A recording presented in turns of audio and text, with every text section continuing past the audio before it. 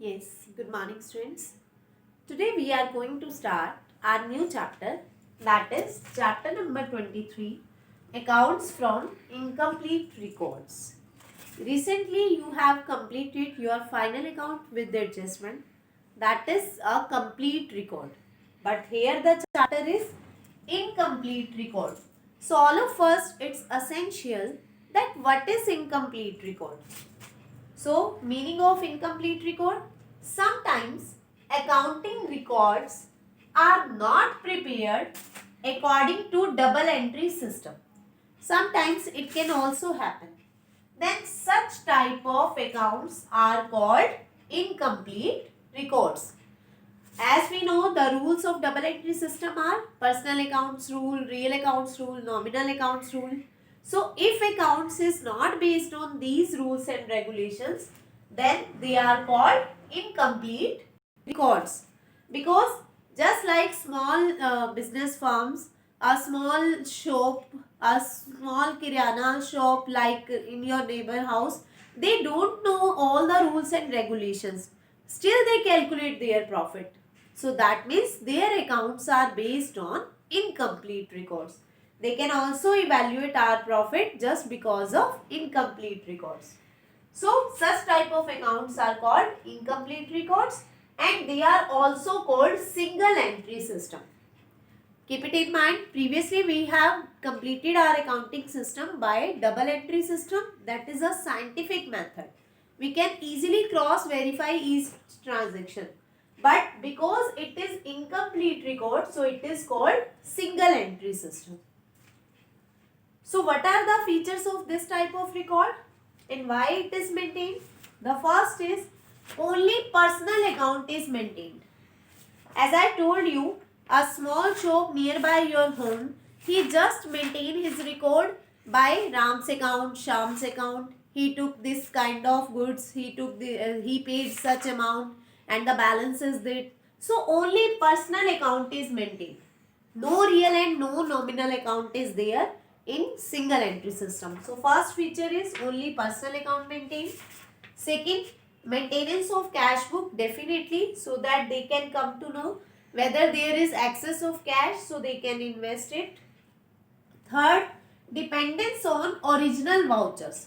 They have to depend for their transactions on original vouchers. That means how they will calculate their profit and loss? Just because of their bill book, just because of their cash book. Lack of uniformity. As it is not a scientific system, so there is no uniformity. Because he don't know how to prepare journal, how to prepare ledger, how to prepare classification, how to prepare all these balances. So that's why there is no uniformity. It is suitable for small business only, like sole trader or partnership. So it is not possible for large business like companies. Final account cannot be prepared by single entry system because no record of nominal and real account is there. It does not maintain any record of expenses and income. That's why we can't prepare trading and P&L and balance sheet. So what are the reasons for keeping incomplete record? Whether we can see that it is not scientific, it is not reliable. So why people prepare the accounts according to this method? The first reason is that they don't know the proper rules and regulation. Second, this is a simple method. A simple person, any person can calculate profit by this method. So it is quite simple method. So if you are not able to understand final account with adjustment, or if you have any kind of doubt, then it is quite a simple chapter. So please focus on this chapter. It is less expensive method. As in double entry system, we have to prepare a lot of books like journal book, ledger book, all that cash book, subsidiary books. But in this method, a single book is sufficient. A single notebook is sufficient. So less expensive. Suitable for small concern. Easy to calculate profit and loss. And flexible method. The person can change it according to his convenience. So what are the limitations? As we see its advantages, we see that it is a very good system, simple, flexible, but there are some limitations. The first, it is incomplete and unscientific system. It's not complete. It does not give you true information. So true profit and loss cannot be calculated by this method because the person has don't have any record of expenses and income, so he can't measure his true profit and loss. So comparison is not possible.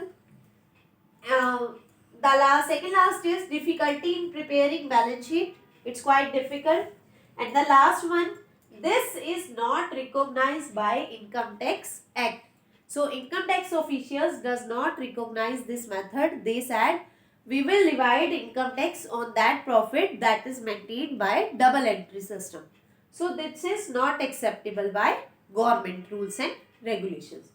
So these are the basic features of incomplete records. Now in the next video, I am going to discuss the practical aspect of incomplete records, how we will calculate the profit and loss in case of single entry system. Thank you.